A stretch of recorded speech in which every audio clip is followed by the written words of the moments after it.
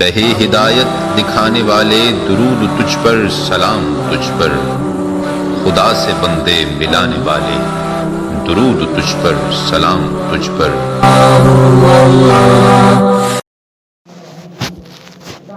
صلی اللہ علیہ وسلم برجل لم يسمى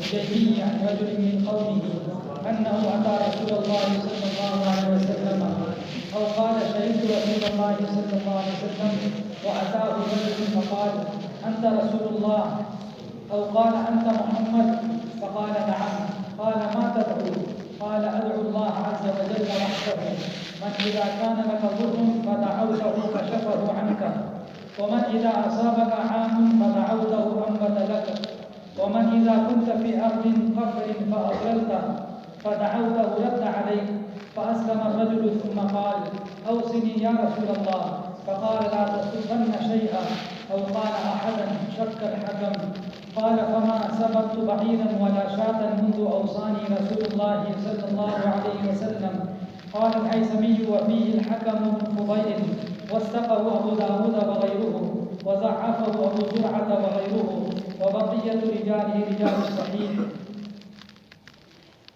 میرے محترم بزرگوں اور عزیز دوستو، دعوت کا خاصہ یہ ہے کہ دعوت یقین کو بدل دے گی۔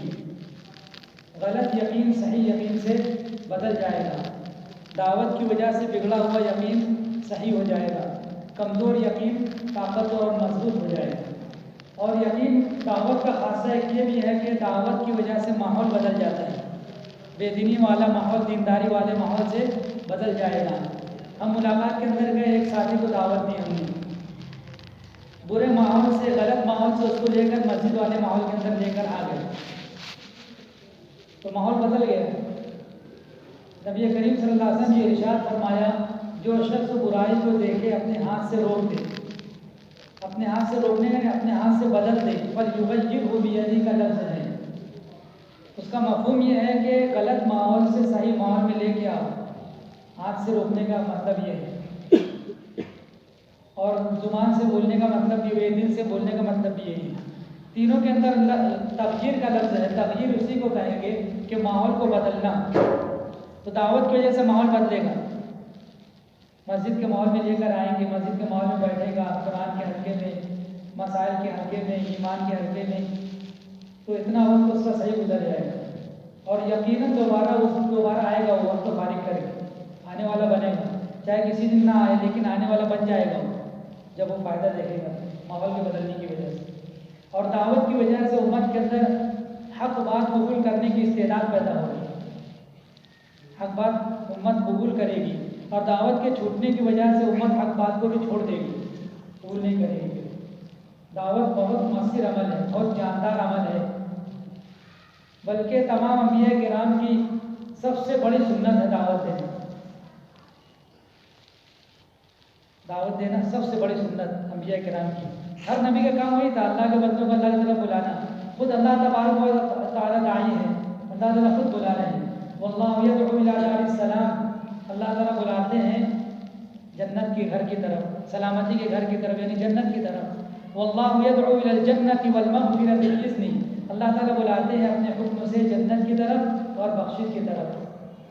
تو داعی اول اللہ تعالیٰ کی ذات ہے، اننی انا اللہ لا الہ الا انا فاعبدنی، میرے سوا کوئی معبود نہیں، میری عبادت کرو، اللہ تعالیٰ بلا رہے ہیں۔ تو دعوت، اور ساتھ میں داعیانہ صفات بھی ہمارے اندر ہونی چاہیے۔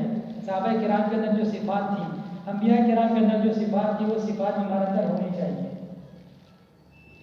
جیسے کہ مغربات بات آئی ابھی، داعی کے اندر کیا صفت ہونی چاہیے؟ اخلاص، اخلاق، اور دعوت، دین اور دین کی محنت، تمام مسائل کے حل کے ہونے کا یقین، یہ سب داعی کے اندر ہونا چاہیے۔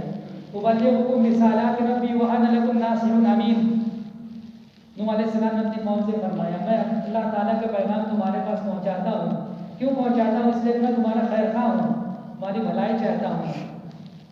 ہم چاہے کسی کو اپنے مسلمان بھائی کو گناہ کرتے ہوئے اپنی آنکھوں سے دیکھیں، تب بھی اس کے لیے ہمارے دل میں میل نہیں آنا چاہیے، خیر خواہی کا جذبہ ہونا چاہیے کہ نہیں، یہ غلط کر رہا ہے، اس کو سمجھا بجھا کر اس سے روکنا چاہیے، مسجد والے ماحول میں لے کر آؤ اس کو۔ تو یہی امر نہیں یعنی منکر یہی ہے، غلط ماحول سے اچھے ماحول میں لے کر آنا. تو یہ صفات اپنے اندر پیدا ہو، خیر خواہی کا جذبہ، اور دوسرے امین امانت داری کے ساتھ جیسا کہا جائے گا ویسا کرو، اس کے خلاف نہ ہو. جہاں تک وہ کوشش یہ کی جائے کہ جیسا بتایا جائے اس کے مطابق ہم کرنے والے بنیں. تو 100% کے اعتبار سے ہماری ذات سے لے کے گھر سے لے کے محلے میں اور پورے گاؤں میں پورے عالم میں جتنا ماحول بن جائے سب کو اللہ ہدایت دے دے.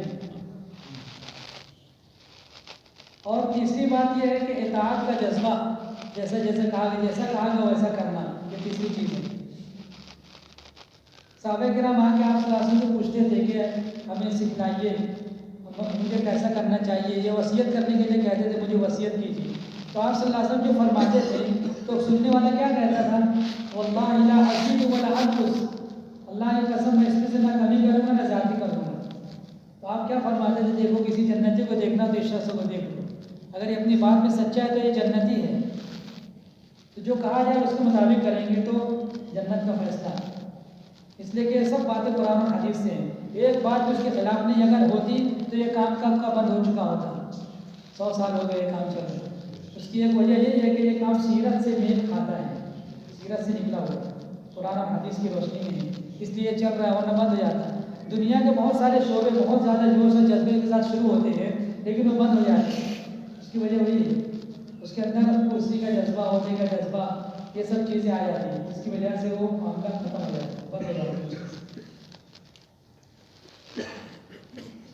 حضرت تمیمہ حجیمی، ابو تمیمہ حجیمی رضی اللہ تعالیٰ عنہ سے روایت ہے، وہ فرما رہے کہ ہماری ایک قوم کا ایک آدمی رسول اللہ صلی اللہ علیہ وسلم کے پاس آیا، یا یہ فرمایا کہ ہم بیٹھے ہوئے تھے، آپ کی خدمت میں ایک آدمی آیا. فرمایا، اس نے کہا اللہ کے رسول، آپ اللہ کے رسول ہیں؟ یا یہ فرمایا کہ آپ محمد ہیں؟ آپ صلی اللہ علیہ وسلم نے ارشاد فرمایا کہ جی ہاں. کتنی سادگی ہوگی آپ کے اندر کہ اس کو پوچھنا پڑا اللہ کے رسول آپ ہیں؟ تو آپ نے فرمایا جی ہاں میں اللہ کا رسول ہوں. تو اس نے کہا کہ آپ کس کو پکارتے ہو؟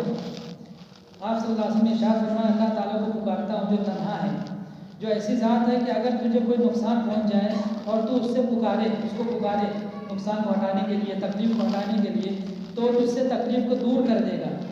اور وہ ذات ایسی ہے کہ جب تجھے قحط سالی پہنچے اور تو اس کو پکارے، اس سے مانگے، تو تمہارے لیے زمین سے غلے کو نکالے گا.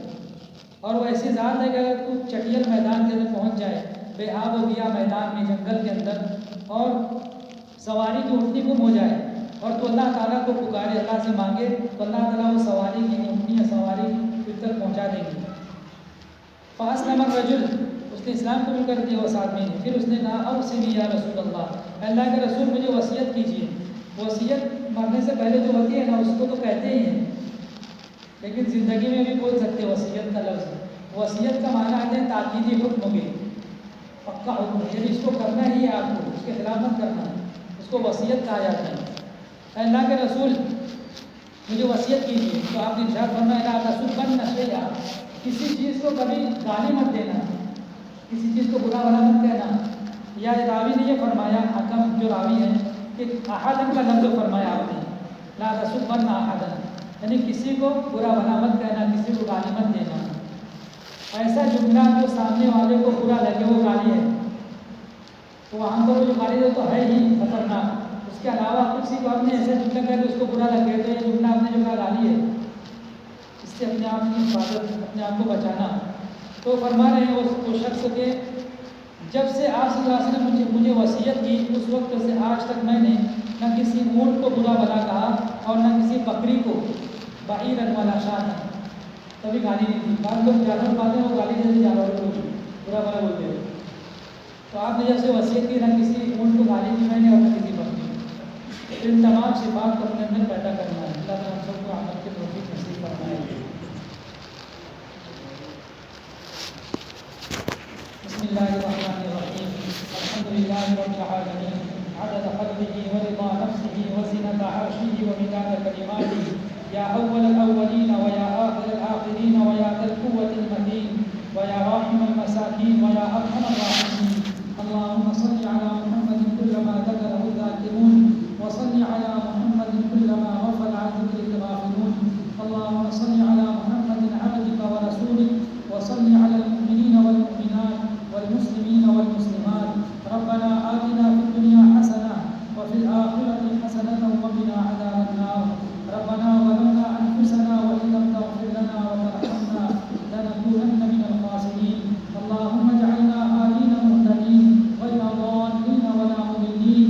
اللهم اهدنا واهدنا واجعلنا سببا لمن اهتدى. اللهم اجعلنا من الذين يجاهدون في سبيلك حقا يأمرون بالمعروف وينهون عن المنكر ولا يخافون يوم لائم. يا ذا الجلال والإكرام يا حي يا قيوم برحمتك نستغيث. اے اللہ ہمارے گناہوں کو معاف فرما. اے اللہ ہماری خطایا سے درگزر فرما. اے اللہ ہماری سیئات کو حسنات سے مبدل فرما. اے اللہ ہم سب کو کامل یقین والا بنا، کامل ایمان والا بنا. اے اللہ صالحین میں، مخلصین میں، مومنین کاملین ہم سب کا شمار فرما. اے اللہ ہم سب کو کامل نماز پڑھنے کی توفیق نصیب فرما. پنج وقت نمازوں کا اہتمام کرنے کی توفیق نصیب فرما. نماز کو قائم کرنے کی توفیق نصیب فرما. اس جنازے کی دولت